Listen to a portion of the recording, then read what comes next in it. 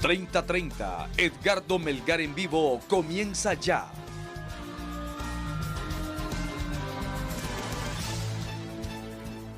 Hola, ¿qué tal? ¿Cómo están? Muy buenas noches. Les saluda Jackie Redondo por el licenciado Edgardo Melgar. Hoy tenemos un programa de lujo con invitados de diferentes partes y de diferentes países. Vamos a darle la bienvenida a José Daniel Acosta. Él está en Ecuador, es presentador y reportero de TC Televisión y redactor de temas políticos. Gracias por estar con nosotros. Bienvenido. Gracias, Jackie. ¿Qué tal? ¿Cómo está? Buenas noches. Saludos desde acá de Ecuador. Son ya las 21 horas. Y de Ecuador vamos a pasar ahora hasta Nicaragua a saludar a Roberto Mora, quien es ex corresponsal de Diario La Prensa. Bienvenido. Muchas gracias, Jackie, y bien agradecido también por invitarme a este espacio. Agradecidos también nosotros. Saludamos también a David Santos, él es columnista del periódico El Colombiano, nacionalidad colombiana y radica en Argentina. Bienvenido. Gracias, Jackie. Muchas gracias por la invitación. Y saludamos al periodista de El Faro en El Salvador, Nelson Rauda. Bienvenido. Muchas gracias, buenas noches. Gracias por la invitación. Aquí en Honduras está con nosotros Rodolfo Dumas, representante de la Sociedad Interamericana de Prensa. Bienvenido. Buenas noches, Jackie. Un placer para mí acompañarle y un saludo a quienes nos acompañan desde otros países que me imagino tendrán mucho que aportar esta noche sobre el tema que vamos a discutir. Así es, hoy vamos a hablar sobre la libertad de expresión, la libertad de prensa y vamos a comenzar de inmediato con Ecuador, con José Daniel Acosta. ¿Es difícil ser periodista en Ecuador, más que todo en estos momentos? Hola, ¿qué tal? Buenas noches nuevamente. A ver, bueno, hay que entender mucho el contexto que ha sucedido en Ecuador en cuanto al ejercicio periodístico. Y esto me voy a remontar un poco a lo que ocurrió durante el gobierno del expresidente Rafael Correa, donde nace una ley de comunicación, donde se dan unas directrices para el ejercicio periodístico y también un complemento a nivel de todo el ejercicio como tal. Esto ha tenido cambios, hemos tenido una ley orgánica de comunicación que ya se ha sujeto a varias modificaciones y que de hecho ahora actualmente se tramita en el Poder Legislativo de acá unas reformas para querer cambiar en más de un 90% lo que se aprobó en un referéndum en el gobierno de Rafael Correa, una ley que en su momento fue muy mordaz para el ejercicio periodístico porque era muy controlado desde el poder, desde quien estaba en ese momento en el poder y con el cambio de gobierno que en su momento fue de Lenín Moreno, se hicieron cambios, ahora con el actual gobierno de Guillermo Lasso se proponen hacer más cambios que de cierta forma deja un poco más a la responsabilidad del ejercicio periodístico como tal y no responder a los intereses de un gobierno de turno. Para hacerlo un poco más en síntesis de lo que está sucediendo. Ahora, también desde el ejercicio periodístico como tal, justamente nosotros hemos pasado hace pocos días un paro nacional organizado por los movimientos indígenas, donde se ha visto mucho la agresión a la prensa, ya no metiéndonos tanto en el ámbito de la ley, sino más bien en el ejercicio periodístico de los comunicadores, de quienes estamos, en este caso, en un periódico, frente a una cámara, muy estigmatizado que la prensa acá o los periodistas somos corruptos porque no se cuenta lo que ellos quieren y como ellos quieren saberlo. Lamentablemente desde este gobierno que te digo hace más de tipo 14 años se impregnó acá una frase que se llama prensa corrupta, porque en su momento el poder era la frase que utilizaba para denigrar el trabajo periodístico cuando eran cosas que no estaban a su favor. Y lamentablemente ahora lo seguimos viviendo, existe un odio estigmatizado ya en la sociedad, en varios sectores que son contrarios al ejercicio periodístico. Acá hay que entender que la mayoría de medios de comunicación son privados, entiéndase que cada quien maneja su propia línea editorial y obviamente responden a las líneas que tiene el medio de comunicación, pero el ejercicio periodístico como tal ahora se ve afectado por este tipo de agresiones, insultos, golpes.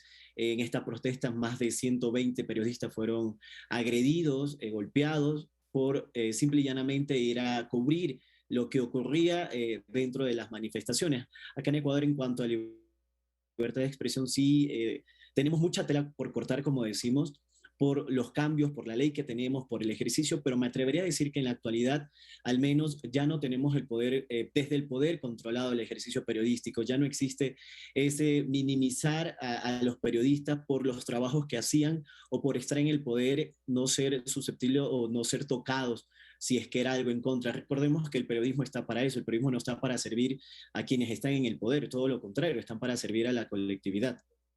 ¿Ha pensado usted en algún momento dejar esta profesión? Es una pregunta que siempre nos hacemos cada vez que estamos en el campo de la batalla, pero al final nos reconforta que nuestro trabajo siempre tiene las bases del periodismo, que son las diversas contraste, verificación, todas las caras de la moneda. Y creo que no se me ha pasado por la cabeza tener que abandonarlo. Existe un temor, desde luego, pero enhorabuena, acá en Ecuador aún no existe, quizás no ha subido de nivel el tema de la agresión a los periodistas, entiéndase asesinatos.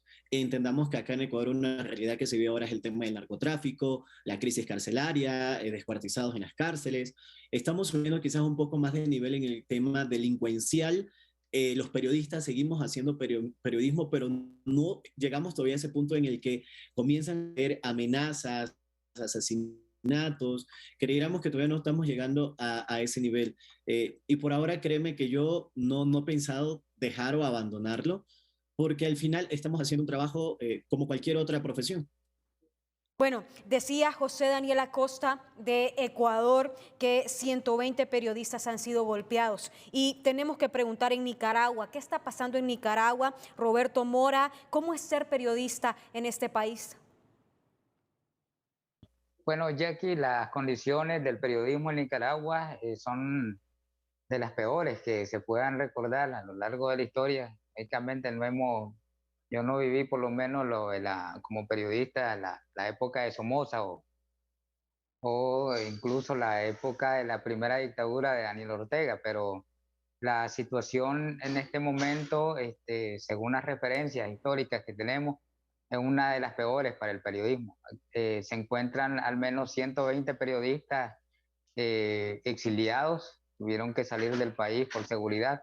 Hay 2 periodistas que están presos, pues, o secuestrados, decimos nosotros, porque no hay ni siquiera un disimulo para establecer procesos que se ciñan, pues, a la legalidad, o por lo menos que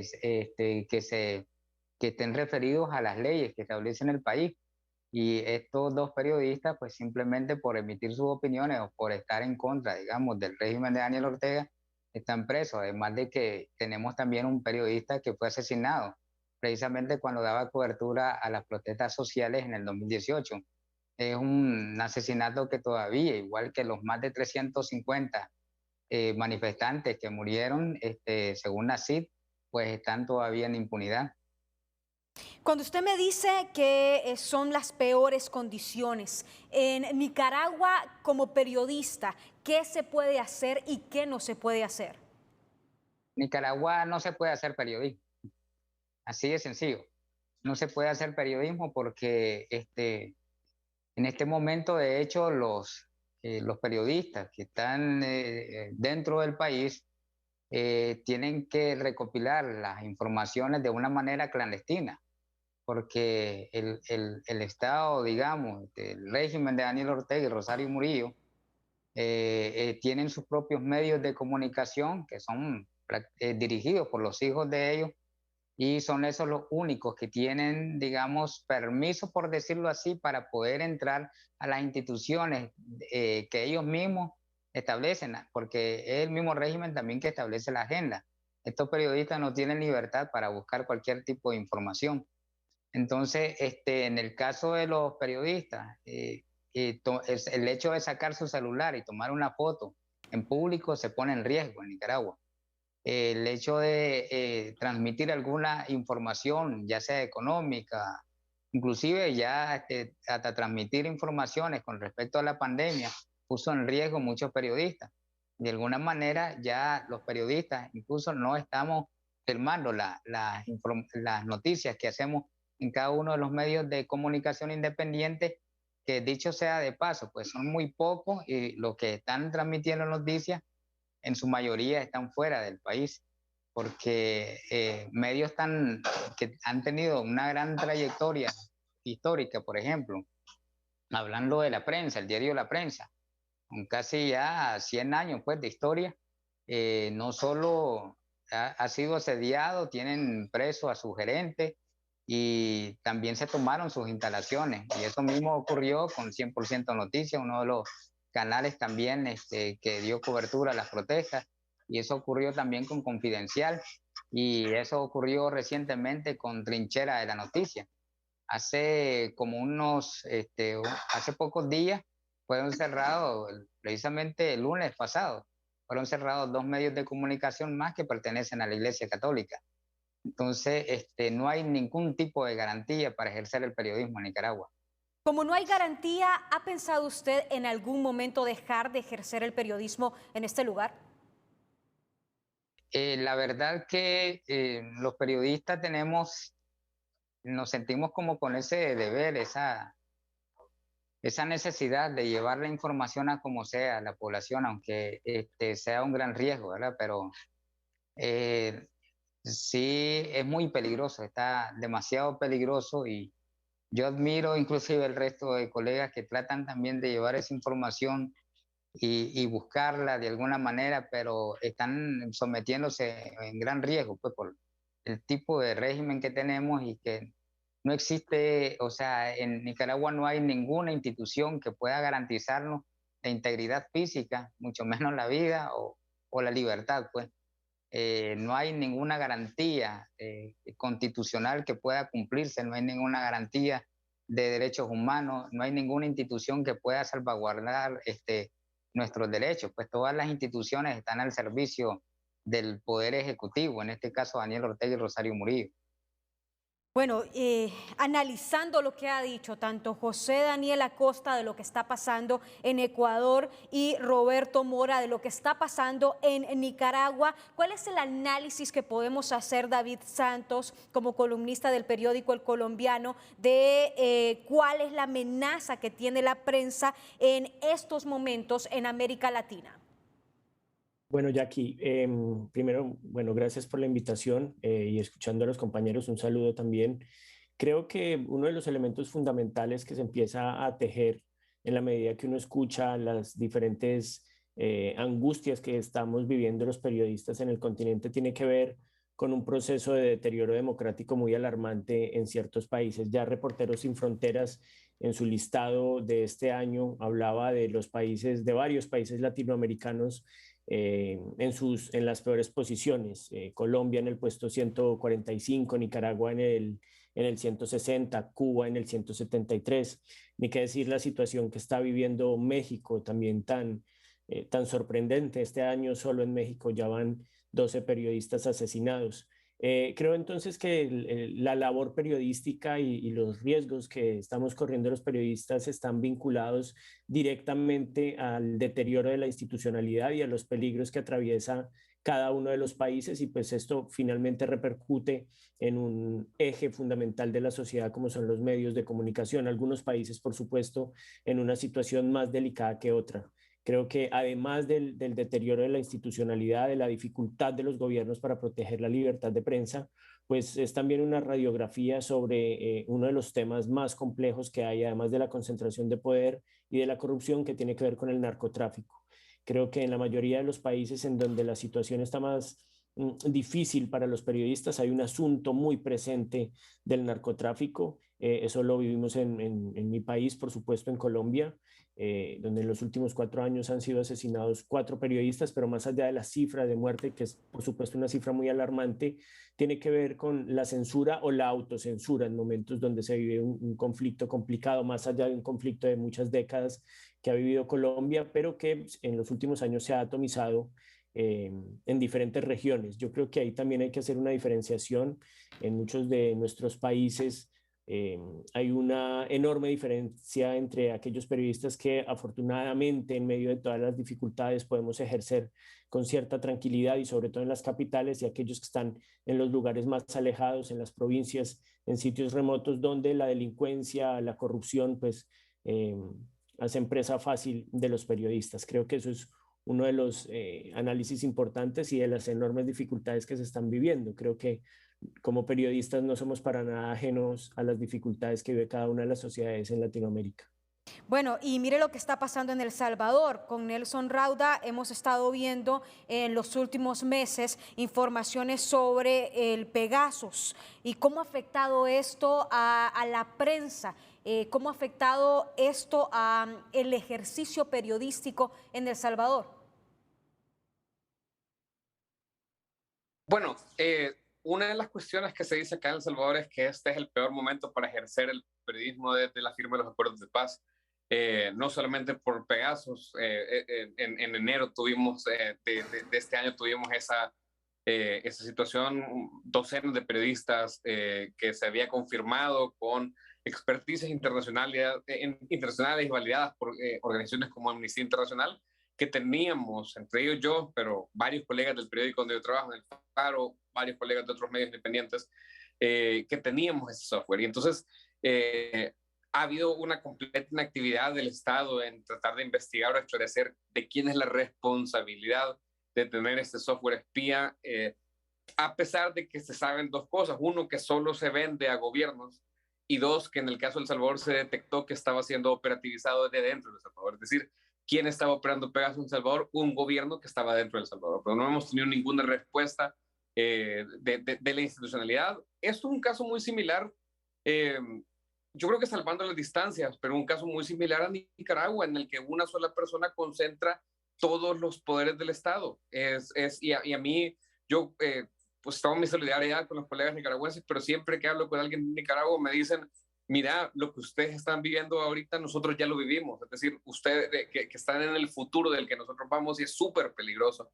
Y luego uno dice estas cosas y uno es el exagerado, pero hay un clima exacerbado contra la libertad de prensa, contra los periodistas, un clima exacerbado en el cual hay un enemigo interno, un clima exacerbado en el cual hay toda una situación en la que el presidente crea esta sensación y esta realidad contra los periodistas, ese discurso antiperiodistas, y eso no es propio de un régimen democrático, más bien es propio de un régimen autoritario, y es el tipo de cosas que estamos denunciando desde El Salvador. ¿Ha reprimido Nayib Bukele a la prensa en El Salvador? Absolutamente, absolutamente. No solo, o sea, hay varias mediciones sobre esto. No solo bajamos, por ejemplo, en el índice de Reporteros Sin Fronteras, bajamos 30 lugares de El Salvador en términos de libertad de prensa. En la Asociación de Periodistas del Salvador, de la cual soy miembro, ya contabilizamos 4 periodistas básicamente exiliados, periodistas desplazados forzados, los llamamos nosotros. Es decir, que se han ido del país por miedo a represalias por realizar su trabajo. Hay una ley mordaza que prohíbe y penaliza con cárcel el hecho de transmitir informaciones relativas a las pandillas, con unas definiciones bastante ambiguas que podrían penalizar incluso que uno ponga una foto de un graffiti en una comunidad controlada por pandillas, como si por el hecho de no decir que las comunidades están controladas por pandillas, se elimina el hecho de que estén controladas por pandillas. Y ciertamente, digamos que hay la parte del discurso oficial, y yo sé que es complicado hacer esto, sé que el presidente goza de muy buena prensa y muy buena publicidad en buena parte de Latinoamérica, pero no es como lo pintan. Él es un gran publicista, pero no es como lo pintan. Y entonces aquí en el gobierno le gusta decir que no hay periodistas asesinados y que no hay periodistas presos, como si esto fuera un gran premio, como si el hecho de que pudiéramos ejercer nuestro trabajo sin que nos maten o que nos apresen fuera aquella gran condicionante que sé que en atmósferas y en climas externos pues sí es importante, pero hombre, no deberíamos de estar dándole gracias por el hecho de no fiscalizar o no penalizar hacer nuestro trabajo. Es arriesgado y es complicado hacer periodismo en El Salvador, y como digo, gente que tiene, yo tengo apenas 9 años de ejercer este trabajo, pero gente que tiene mucho más tiempo que yo de estar en esto dice que este es el peor momento para hacer periodismo desde que en El Salvador se firmaron los acuerdos de paz. Bueno, hemos repasado cómo está el ejercicio del periodismo en Ecuador, en Nicaragua, hemos visto en Argentina y Colombia, hemos visto también en El Salvador. Vamos a hacer un breve análisis con usted, don Rodolfo Dumas, aquí en Honduras. ¿Cómo analiza la libertad de prensa en nuestro país? Bueno, licenciada, usted tiene con la participación de los amigos de Ecuador, El Salvador, Nicaragua y Colombia una radiografía o una foto completa de más o menos que ese hilo vinculante que tiene toda Latinoamérica en los retos en materia de libertad de expresión y libertad de prensa. Obviamente el caso de Honduras no es distinto, es una mezcla de todos estos ingredientes. Venimos saliendo precisamente de una de las épocas más oscuras para el periodismo nacional. Recuerde usted que de 2010 a la fecha se han asesinado una cantidad enorme de periodistas y lo más grave de eso es que el 90 y pico % siguen en la impunidad, lo cual irremediablemente genera una autocensura y un temor para el ejercicio del periodismo nacional. Venimos de una época donde se publicó y se puso en vigencia una ley de secretos, una ley que era totalmente ilegítima, totalmente ilegal, inmoral, y que sirvió precisamente de escudo para que la prensa nacional no pudiera en algunos casos investigar casos de corrupción que ahora el pueblo hondureño lamenta profundamente porque han costado precisamente vidas humanas. En esta época que estamos viviendo en medio de una pandemia, recuerdo las palabras de la relatora de las Naciones Unidas de los Derechos Humanos que decía que la información en épocas de pandemia puede salvar vidas o puede costar vidas. Y esa es la verdad en el caso de Honduras. En realidad, una época terrible donde han habido todo tipo de abusos y donde ahora, bueno, esperamos que con una nueva administración y con ciertas reformas que se están dando, esa situación mejore para el país. Sigue siendo Honduras uno de los países más peligrosos para el ejercicio del periodismo, precisamente por esa falta de garantías que existen y la impunidad en los casos de agresiones, asesinatos y demás ataques contra el periodismo y los medios de comunicación. Es importante, licenciada, en estos precisos momentos que se discute, que se analiza, que estamos entrando ya en la etapa final de la elección de la nueva Corte Suprema y de los titulares del Ministerio Público, que esa elección sea una que responda verdaderamente a los intereses del pueblo hondureño, a los intereses de la sociedad hondureña y al anhelo que tiene este pueblo por justicia, esa sed de justicia que el pueblo hondureño dejó claramente expresada en las elecciones del año pasado y que ahora queremos ver materializadas con la elección precisamente de una Corte Suprema y de un fiscal general que atiendan ese clamor popular. Bueno, ya han visto ustedes en este primer espacio del programa una radiografía de cómo está el ejercicio de prensa en diferentes países de América Latina. Vamos a una pausa, vamos a regresar con más de 30-30.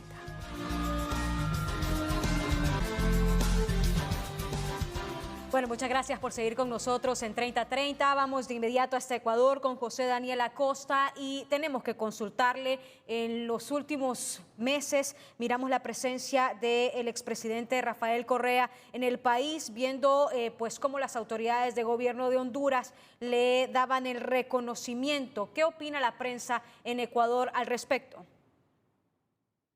Bueno, sí, era algo muy contradictorio a lo que se vivió en Ecuador durante ese tiempo, porque lo que está ocurriendo con nuestro compañero en el gobierno de Nayib Bukele es como en Ecuador iniciamos.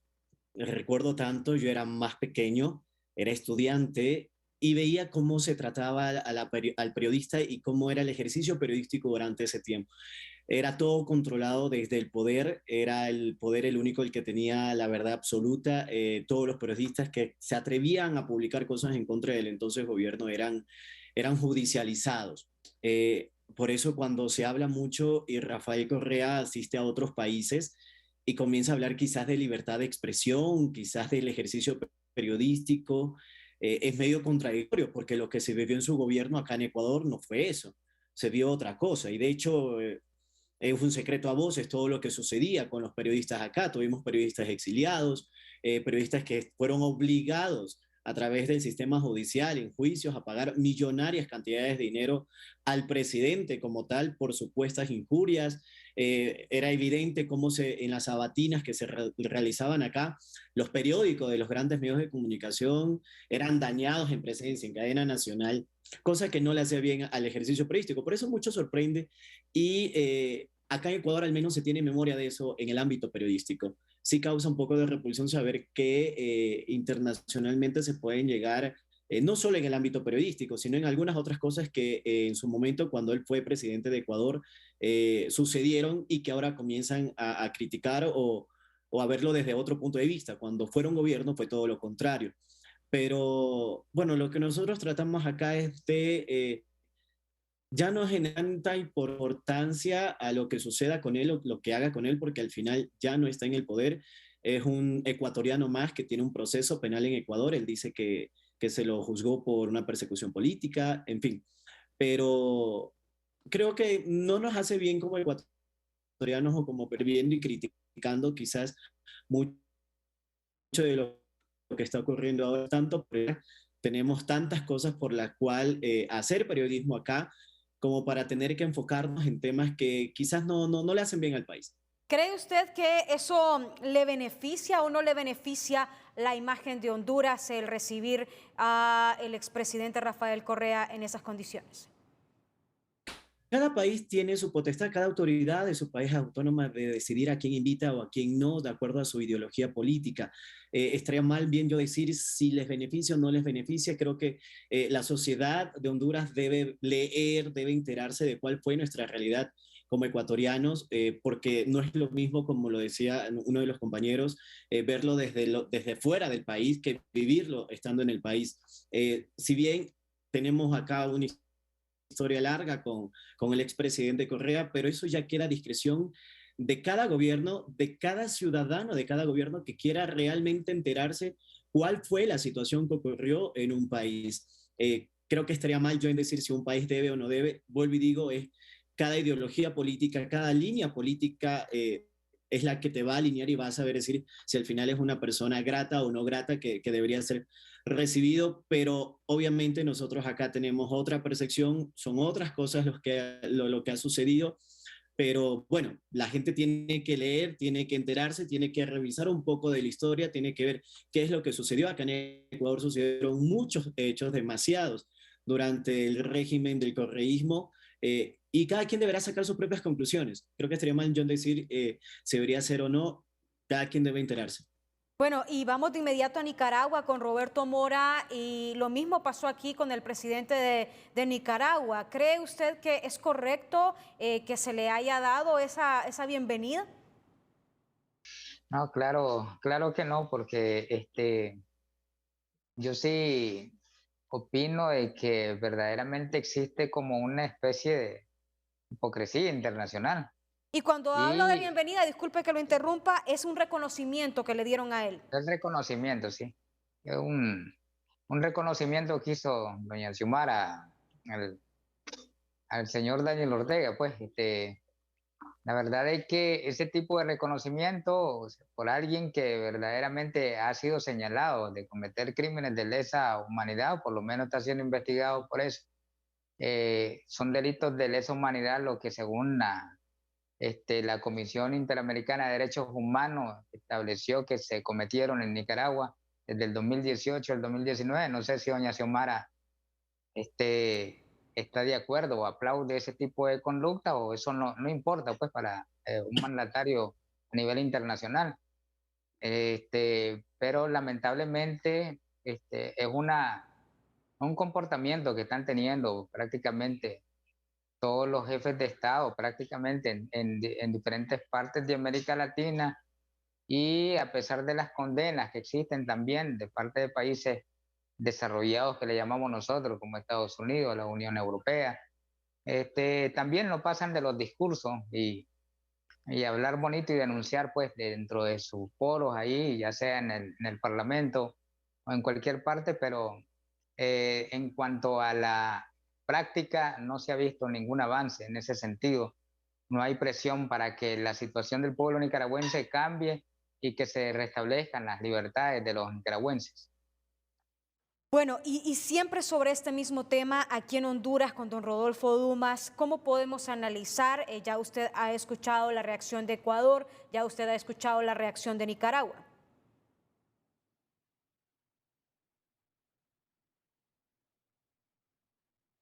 ¿Podemos encender el micrófono, don Rodolfo?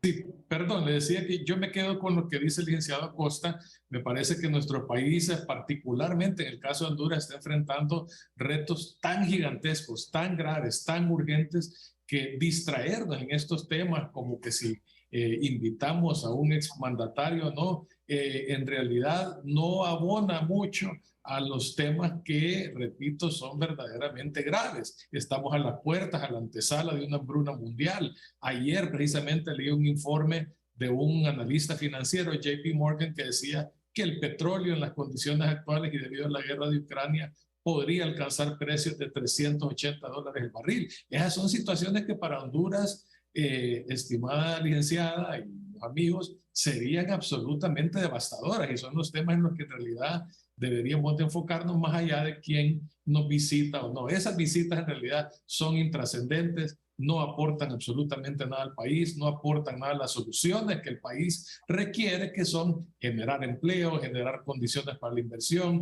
simplificación administrativa, Estado de Derecho, es decir, una cantidad de reformas que se tienen que hacer y que son a lo interno, son nuestras. No puede venir nadie afuera a decirnos cómo resolverlo. Entonces es importante que la sociedad hondureña como tal se enfoque en eso. Muchas veces siento que el periodismo, y esto no es un reflejo de hoy mismo o de Televicentro, pero sí ciertos sectores de la prensa tienden a distraerse en estos temas que son periféricos y no en los temas centrales que deberían de conformar el debate nacional en torno a cuestiones que son verdaderamente urgentes. Ahorita precisamente estamos pasando un fin de semana que fue extremadamente violento. Es decir, se dieron muertes múltiples en diferentes sectores del país, y esas muertes múltiples, lógicamente, lastiman el ánimo de la sociedad hondureña y generan en muchos casos una sensación de depresión que contribuye de alguna forma a esta fuga que estamos teniendo de caravanas de hondureños saliendo del país en busca de mejores oportunidades y sobre todo en busca de seguridad. Entonces, repito, creo que estas visitas en realidad son intrascendentes, no aportan nada a las soluciones que el pueblo hondureño urge hoy en día. Todo empieza por algo, don Rodolfo, y definitivamente vamos a tener foros, y hemos tenido todos los días debates, hemos tenido todos los días análisis sobre el tema de la violencia, pero hoy estamos abordando el tema de la libertad de prensa, y todo comienza por algo, todo comienza por algo. Y por eso estamos analizando lo que ha pasado en otros países en donde el ejercicio de la libertad de prensa está más difícil, y cómo comenzaron esos países y por qué esos países llegaron hasta ahí. Totalmente de acuerdo, licenciada. Yo creo que el tema de la libertad de expresión es algo que debe y amerita una vigilancia permanente. Claro. Siempre estará en peligro. Todos los gobiernos tienen esa tendencia a querer controlar, a querer manipular, a querer afectar el periodismo y que se diga solo lo que ellos quieren que se diga. Y en el caso de Honduras no va a ser distinto. No fue distinto en el pasado reciente y no va a ser distinto ahora. El tema es nosotros estar atentos a evitar que eso ocurra, precisamente si se presentaren, digamos, iniciativas de ley que tiendan a ese tipo de controles que van más allá de lo que permiten los estándares internacionales, como ocurrió en el pasado. Recuerde usted que en el 2012 querían meter una ley bozal para los medios de comunicación electrónicos, y se hizo la lucha y se detuvo ese intento por callar a ciertos medios de comunicación. Entonces, esto es una lucha permanente, y coincido con usted, es algo donde no solo la prensa, sino que todo el pueblo hondureño debe estar vigilante, teniendo en cuenta que la libertad de expresión no es monopolio de la prensa o de los periodistas, sino que es un derecho universal, es decir, es de todos los seres humanos. Creo que alguien quería opinar. Sí, yo ya aquí, José Daniel de Ecuador, Rodolfo, yo quería discrepar muchísimo con lo que usted dice, que no hay que prestarle atención. Creo que sí se le debe prestar atención con lo que un político al final es un funcionario público que recibe dinero estatal de todos los ciudadanos de un país. Hay que prestarle mucha atención porque, claro, no viene a decir que se viene a reunir con cualquier persona, viene a reunirse con alguien que estuvo frente a un país. En caso de Ecuador es una persona que está sentenciada por casos de corrupción, uno de los gobiernos donde se generó bastante corrupción, que hasta el día de hoy han pasado ya vamos por un segundo gobierno y se siguen destapando casos de corrupción. No es por hacer un símil, pero no es lo mismo que se reúna con una figura por la paz que se venga a reunir con un narcotráfico. A eso sí le van a prestar atención. se está reuniendo con un narcotráfico. Creo que es muy importante que toda autoridad de todo país debe cuidar mucho con quién se reúne, dónde se reúne y por qué se reúne. Hay que ver mucho los antecedentes. Por eso discrepo no en el tema de ahondar en la visita de alguien, sino saber quién es el que va a visitar, de dónde es, qué hizo, por qué razón no está en su país, por qué está asilado, pero obviamente dando desde todas las características. Creo que sí hay que prestarle mucha la atención con quien un funcionario público se reúne, porque, reitero, un funcionario público, los medios de comunicación no estamos para alabar o halagar el trabajo de un funcionario público, estamos para criticar, para ahondar, para buscar qué es lo que está haciendo mal, porque de eso se va a tratar, que gobierne bien, de que saque un país adelante, porque si todo lo está haciendo bien, entonces ¿para qué está el periodismo? Para eso tienen solo sus relacionistas públicos. Solo eso es un tema que quería como que sí llevarte un poco la contra. Bueno, y miren lo que está pasando en Colombia. Por primera vez vemos a un presidente de afiliación izquierda, estamos hablando de Gustavo Petro. ¿Cuál es el análisis que podemos darle, David Santos, usted que está en Argentina, pero que es columnista del periódico El Colombiano? Bueno, sí, justamente se cumple ya la primera semana después de las elecciones en Colombia. Una elección muy sorpresiva, sobre todo por los dos candidatos que llegaron a pelear la segunda vuelta. Rodolfo Hernández, una persona que había sido alcalde de una ciudad pequeña de Bucaramanga en Colombia, y Gustavo Petro, un personaje ya muy reconocido en la política nacional, incluso internacional, que finalmente logró imponerse con una cantidad de votos considerable y dar la primera presidencia a la izquierda en Colombia. Lo que hemos visto esta semana ha sido relativamente sorprendente, la forma en la que el gobierno electo, que se posesiona el próximo 7 de agosto, ha logrado una serie de acuerdos nacionales. Hay que esperar a ver cuál será el futuro de su evolución. De todas maneras, para Colombia, sin duda alguna, es una sorpresa muy grande la elección de un presidente de izquierda en un país que lleva más de 6 décadas sumido en una guerra muy conflictiva con grupos alzados en armas. El mismo Gustavo Petro perteneció en los años 80 a la guerrilla del M-19, el movimiento 19 de abril, y esto parecía que lo hacía imposible de llegar a la presidencia. Él ya se había lanzado en 2 oportunidades, en el 2010 y en el 2018, y bueno, finalmente acá logra llegar con una especie de gobierno de coalición muy fuerte, en la que incluso se ha reunido con sectores de centro y de derecha. Esta semana lo vimos reunirse con el expresidente Álvaro Uribe, que es quizá la figura más emblemática de la derecha en Colombia, y hay bastantes expectativas por lo que pueda suceder en los meses venideros y por supuesto a partir de su posesión el próximo mes. ¿Cree usted que la ideología podría tener algún impacto? No, yo creo que como hablaba el doctor Dumas, en momentos de restricciones a la prensa, la ideología pasa a un segundo plano.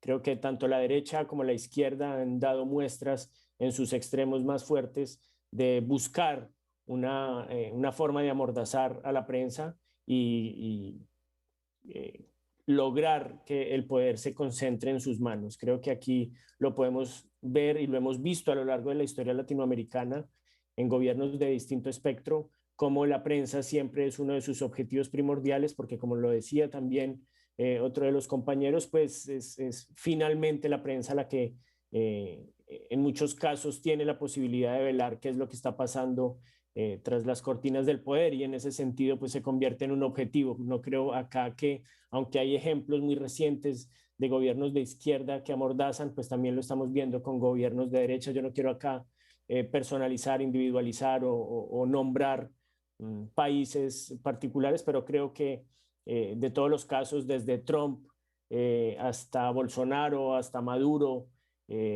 por supuesto en Cuba, y lo que nos estaban diciendo los compañeros también de Honduras, de El Salvador y de Nicaragua, pues creo que aquí el espectro pasa a ser un asunto que no define la forma en la que tratan de amordazar a la prensa.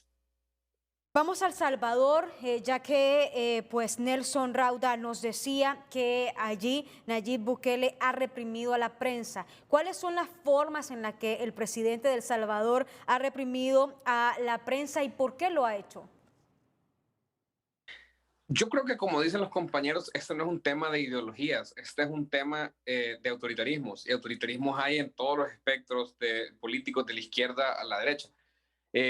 ¿Cómo lo ha hecho? Bueno, una de las cuestiones es el tema de la narrativa. Aquí o sea, y todos los periodistas salvadoreños se lo pueden decir, cualquier cosa que no vaya con el discurso oficial es penalizada en redes sociales, es penalizada a través del discurso político, a través de redes sociales, a través de un acoso y de un acoso dirigido desde el Estado, en el que muchas veces el primero que acosa a los periodistas es el presidente, y luego la camarilla de funcionarios públicos, y luego la camarilla de seguidores, que eso es, ya induce a una autocensura, pero ahora ya ni siquiera se trata de eso, ahora se trata de una autocensura reforzada por la ley. Con la ley Mordaza, ¿qué es lo que ha ocurrido? Los diputados, los funcionarios pueden decir, bueno, ningún periodista está siendo penalizado. No, pero lo que hay es un elemento, es estar teniendo una conversación con el gobierno con una pistola sobre la mesa.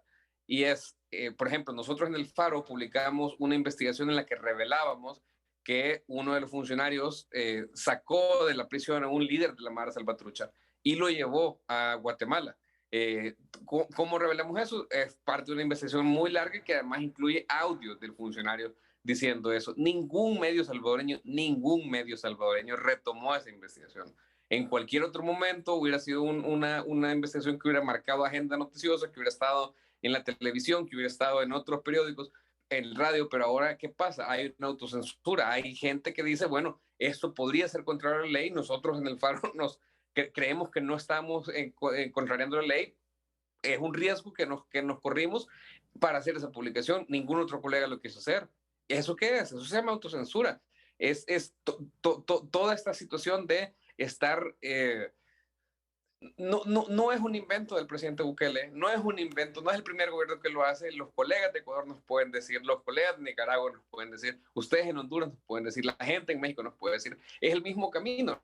Lo que pasa es que luego el presidente tiene mucha publicidad y seguramente gente en Honduras que me esté viendo dirá, bueno, vos sos de la oposición, vos no querés, porque hay gente que dice que cómo quisiéramos un Nayib Bukele en sus países, pero en realidad el presidente es un autoritario que controla los tres órganos del Estado. Lo mismo y eso yo se los digo a los colegas hondureños todo el tiempo, lo mismo que hizo Juan Orlando Hernández, que tenía el control del Congreso y que cambió la constitución hondureña no permitía reelegirse, pero él se reeligió, lo mismo ha hecho Bukele acá.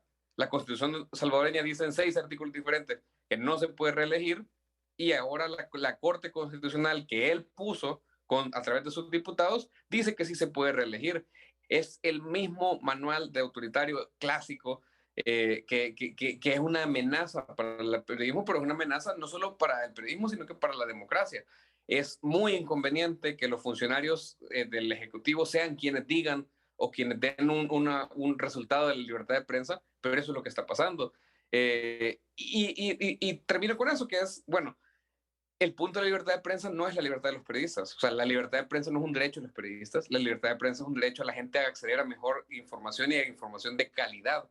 En la medida que los periodistas estén autocensurados, en la medida que los periodistas tengan temor de que por hacer su trabajo van a tener represalias, la ciudadanía accede a menos información de menos calidad, y eso repercute. No es bueno para la ciudadanía tener menos acceso a información, aunque los gobiernos le digan que es bueno. Así es, porque nuestro trabajo es decir la verdad, porque si no fuéramos relaciones públicas. Muchas gracias. Exacto. Vamos de inmediato a una pausa, ya volvemos.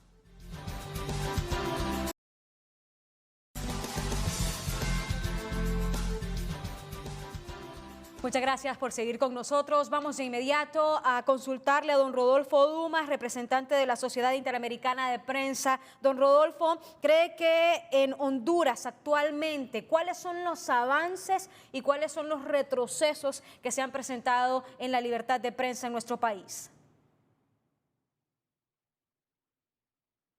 Me parece que en términos generales, como le decía antes, tenemos que ver esto desde el contexto del cual venimos saliendo, es decir, venimos saliendo de una década sumamente complicada donde se dieron una cantidad de decisiones, resoluciones, leyes y acciones concretas que perjudicaron el periodismo. La más grave de todas, lógicamente, todo esto que gira alrededor de la impunidad en los asesinatos, atentados y agresiones contra periodistas. Me parece que un avance importante fue la eliminación o derogación de la ley de secretos, porque era una ley que de alguna manera impedía precisamente esa labor de buscar información que era de interés público y que tenía que ver fundamentalmente con asuntos de interés nacional. Entonces, ese era un obstáculo importante que había que sacar del camino.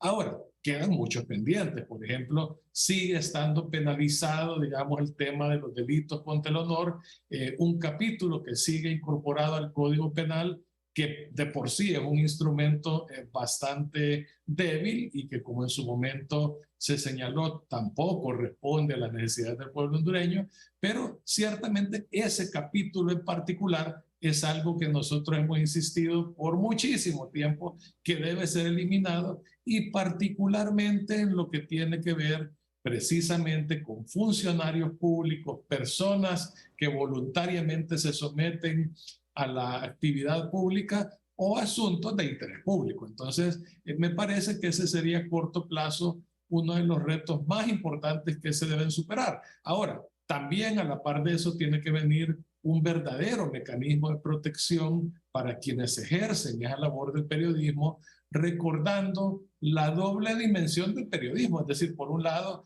esa posibilidad que tiene todo ser humano de buscar, recibir y difundir información, pero lógicamente también ese derecho que tiene la sociedad de recibir informaciones de manera oportuna para poder tomar también decisiones que sean más adecuadas a los intereses nacionales.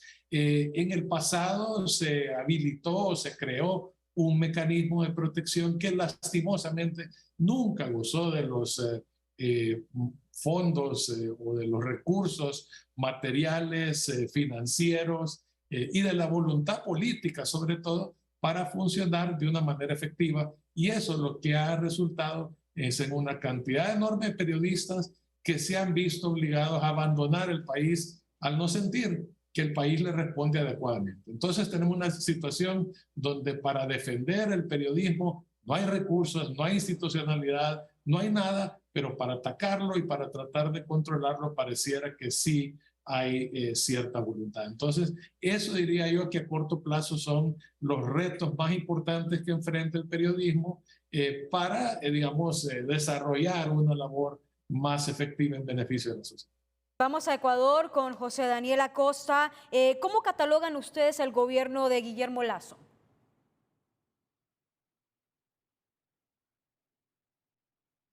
El audio, si puede encendernos el micrófono, por favor. Perdón. En cuanto al ejercicio periodístico, existe mucha libertad por parte del Ejecutivo.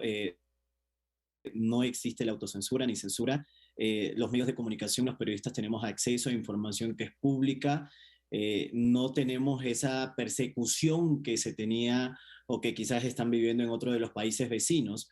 Están manejándose de una forma un poco más libre para que el periodista pueda realizar su trabajo siempre, y reiteramos nosotros, en investigar al gobierno, en estar detrás del gobierno, de decirle al gobierno qué es lo que está haciendo mal, dónde están cometiendo errores, porque al final eso es lo que van a llevar a que se solucionen o sigan metiendo uno o tras otros errores. No hemos tenido esa persecución, de hecho no tenemos periodistas en procesos judiciales. Me atrevería a decir, a nivel nacional no se han escuchado casos como tal.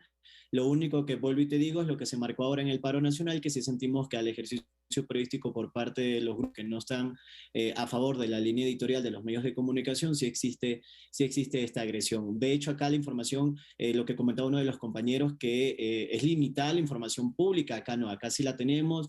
Los funcionarios públicos están sujetos a rendir información, a contar lo que está sucediendo. De hecho, acá se crea un cerco mediático cuando un funcionario público no lo hace, cuando no quiere hablarle a la prensa, porque ya tuvimos una experiencia, ya se pasó esa experiencia, y lo que necesitamos es no volver a caer en eso, en el que solamente el poder es el que maneja la información y solo quieren que se conozca lo que ellos quieren, más no lo que se está haciendo tras bastidores, qué sucede y cómo se hace.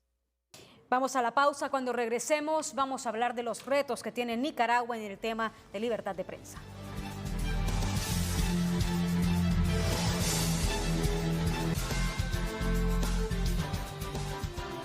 El relator de la Comisión Interamericana de Derechos Humanos ha dicho que es una situación dramática la que vive la prensa en Nicaragua. Le consultamos a Roberto Mora cuáles son y qué van a hacer los nicaragüenses, más que todos los que están en prensa, para alzar la voz más de lo que ya la han alzado hasta la actualidad. Sí, realmente los nicaragüenses o los periodistas, en este sentido, el principal reto que hemos asumido de alguna manera es tratar de seguir informando.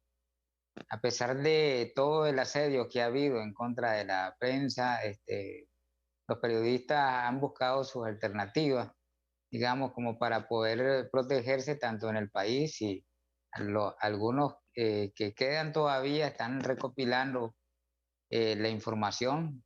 Es muy difícil, pero los medios esa es la ventaja, que hoy en día pues contamos también con las nuevas tecnologías y los medios en su mayoría son digitales y se ha logrado por lo menos estar informando la mayor cantidad de población.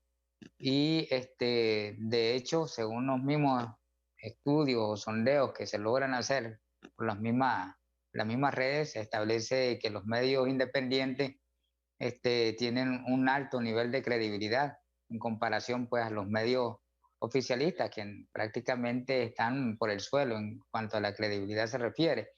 Y sin embargo, uno de los grandes retos también es poder vencer esa polarización, ¿verdad? Que de alguna manera también el hecho de que no tengamos suficiente acceso a información o no tengamos del todo información oficial, por ejemplo, muchas veces ha venido en detrimento, ¿verdad?, de la práctica del periodismo. Pero ese es uno de los retos que tenemos que vencer.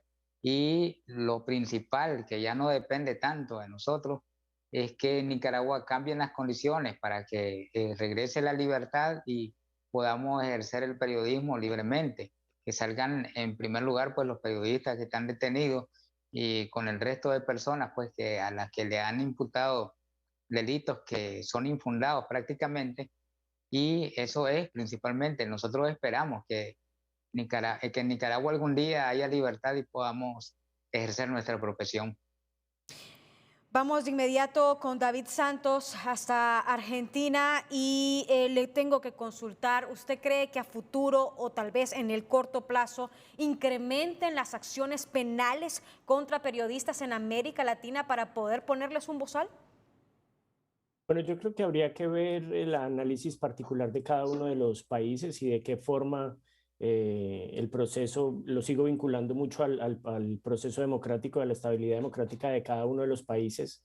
Creo que hay una relación directa en cuanto a la fuerza de la institucionalidad de cada una de las naciones y la forma en la que se protege la libertad de prensa en cada uno de ellos. Creo que hay países en donde es evidente ese deterioro, donde hay una concentración de poder muy fuerte, y otros en los que afortunadamente aún a pesar de las dificultades, pues hay una libertad muchísimo más amplia. Creo que en ese sentido hacer una radiografía completa del hemisferio es muy complejo y habría que ver el caso. Creo que cada uno de los colegas que están acá y cada una de las experiencias creo que nos da un diagnóstico certero de cuál es la condición de cada uno de los países y cómo podríamos verlo en los años que vienen. Creo sin duda que hay de todas maneras unas alertas importantes y al mismo tiempo unas instituciones que también están pendientes, unas organizaciones no gubernamentales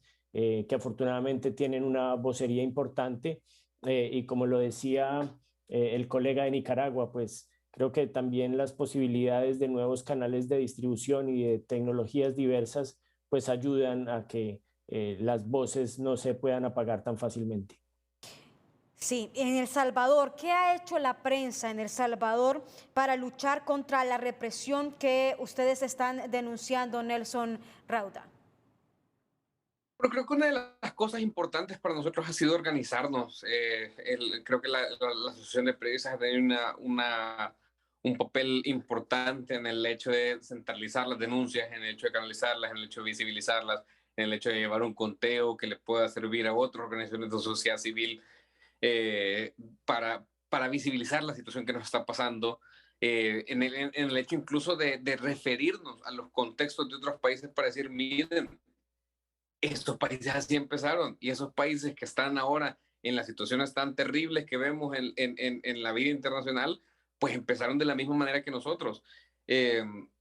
Creo que ha sido una de las cosas, sabemos perfectamente que en el tema del periodismo aquí en El Salvador siempre hay una situación en todo el mundo, quizás una situación de competencia, una situación de quizás querer tener la primicia, pero en situaciones como esta, en realidad todos estamos en el mismo barco, todos estamos, y los periodistas parece que con regímenes así, parece que nos tordamos en la picota, es decir, ahora están criticando unos y después van a hacer a otros, y en realidad no hay certezas de cuándo no va a ser uno, entonces lo que nos queda es solidarizarnos con los que están siendo targeteados, como identificados en ese momento, y seguir adelante. Creo que esa es una de las situaciones, y lo otro es ciertamente tratar de apoyarnos con organismos internacionales, organismos de sociedad civil, para tratar de visibilizar la relación. Una de las cosas que le duelen a estos regímenes autoritarios es el hecho de su imagen, y hay un momento en el que todavía están pendientes de su imagen, todavía están pendientes de mantener cierta cara ante el mundo. Y entonces la medida en que nosotros podemos decir, miren, esto no es tan así, la situación es mucho más complicada, eso que ustedes ven en videitos cortos de redes sociales no es la realidad del país, es mucho más complejo que eso, no hay soluciones mágicas para ningún país, no hay soluciones mágicas para los problemas, y quien vende soluciones mágicas fácilmente miente. Entonces creo que la idea de organizarnos y la idea de denunciar instancias internacionales han sido de las pocas cosas que podemos hacer en un contexto en el que no hay institucionalidad ante la que podemos recurrir. Vamos a la pausa. Cuando regresemos, volvemos a las conclusiones. Muchas gracias por seguir con nosotros. Tenemos 40 segundos para las conclusiones y vamos a comenzar con usted, Rodolfo Dumas, representante de la Sociedad Interamericana de Prensa en Honduras. Bueno, licenciada, me parece que con la participación que hemos tenido esta noche de Amigos del Continente queda claro el vínculo estrecho que existe entre libertad de expresión, libertad de prensa y democracia. A mayor libertad de expresión, a mayor libertad de prensa, mejor oportunidad de tener una democracia sana. Y a la inversa igual, a medida se van disminuyendo esas posibilidades de gozar plenamente de la libertad de expresión, disminuye también la calidad de las democracias que viven en nuestros países. Eso queda absolutamente claro de lo relatado esta noche tan elocuentemente por sus invitados. Y también un tema que me parece muy importante es que ciertamente el periodismo enfrenta retos importantes, y dentro de esos muchos retos que enfrenta está el tema de la credibilidad, y tiene que trabajarse mucho en el tema ético a nivel del periodismo. Recuerde usted que estos gobiernos que tienen cortes autoritarios generalmente se alimentan mucho del mito, y eso me recuerda una frase que la vez pasada que estuvimos compartiendo con usted, la recordaba, que es del presidente Kennedy, y decía que muchas veces el gran enemigo de la verdad no es la mentira deliberada y artificial, sino que más bien el mito persistente, persuasivo y real. Y es contra esos mitos que nos toca luchar a todos, saberlos identificar, y para poder hacer eso creo que hay dos elementos importantes. Uno, la educación, que es un elemento vital en el caso de Honduras, y por supuesto lo que yo defino como alfabetización digital, es decir, educar a nuestras sociedades para que sepan reconocer cuando se está tratando de difundir información que es esencialmente falsa y que tiene otros propósitos. Entonces es importantísimo trabajar mucho en eso. Es una labor que creo que los medios de comunicación, la Academia Nacional y muchos sectores debemos colaborar para irla alimentando y evitar precisamente que esas tendencias totalitarias que se dan en nuestros países por controlar la información tengan éxito. Gracias. 40 segundos, José Daniel Acosta desde Ecuador.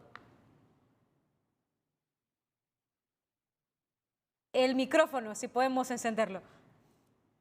Como decía Rodolfo, creo que en cada país tenemos muchos retos por cumplir, pero creo que el buen periodismo se debe mantener. Mientras que sigue incomodando a los poderes de turno, a los grupos que quieren controlarlo, creo que el periodismo debe existir y es nuestra razón de ser, es nuestra esencia. incomodar a ciertos sectores que quieren tener todo controlado, que quieren que todo se publique a su estilo.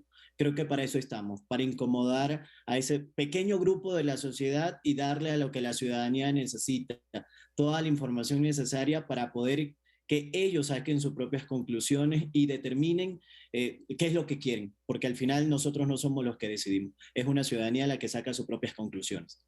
Vamos de inmediato a Nicaragua con Roberto Mora. Sí, Jackie, pienso, bueno, en principio hay que tener en cuenta, como decía don Rodolfo, que la madre de todas las libertades es la libertad de expresión, porque también haciendo comparación con el ejemplo que ponía anteriormente sobre la hambruna, por ejemplo, de la que advertía, de hecho sin libertad, pues como está ocurriendo ya en algunos países como Cuba o Corea del Norte, ya sin libertad ni siquiera el ciudadano puede decir que tiene hambre. Entonces, una de las situaciones también que cuarta todo tipo de libertades ciudadanas. Y tenemos como reto también, que comparto esa idea, de mantener y hacer el esfuerzo, nosotros los periodistas, de apegarnos siempre lo más que se pueda a la verdad y a la objetividad, pues siempre cumplirle a la audiencia, a la ciudadanía, de informarle con base a la verdad y no conforme a ideología. Ese es el gran reto que tenemos, y en el caso de nosotros los periodistas nicaragüenses tenemos el reto también de sobrevivir como prensa independiente, como periodistas. Sus conclusiones, David Santos. Bueno, ya que yo quisiera retomar lo que dije en la última participación y también lo que decía el doctor Dumas sobre la relación estrecha entre la situación política de cada una de las naciones y la situación, por lo tanto, de la libertad de prensa.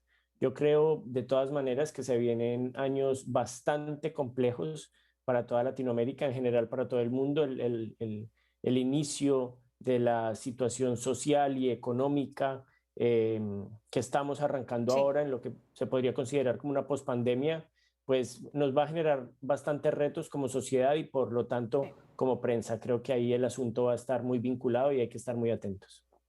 Bueno, muchas gracias. Ya no hay tiempo para más. Muchas gracias a todos por darnos sus expresiones de lo que pasan en sus países. Así finalizamos 30-30.